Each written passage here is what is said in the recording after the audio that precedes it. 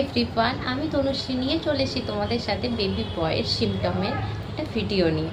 তো আমার বেবি বয়ের সময় আমার বাচ্চার হার্টবিট কত ছিল।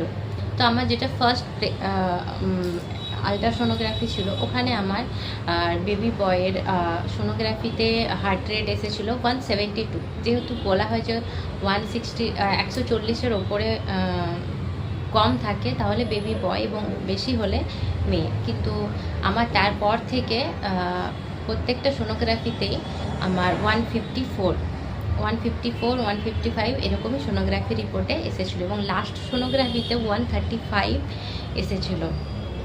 এবং ডক্টরের কাছে যখন দেখাতে যেতাম, ওখানে যখন ডপলার দিয়ে স্ক্যান হতো এবং সেখানে আমার বেবি বয়ের হার্টবিট খুবই কম থাকতো, 145, 140 এরকমই থাকতো। তো সেক্ষেত্রে দেখতে গেলে আমার সাথে এটা কিন্তু মিলে গেছে।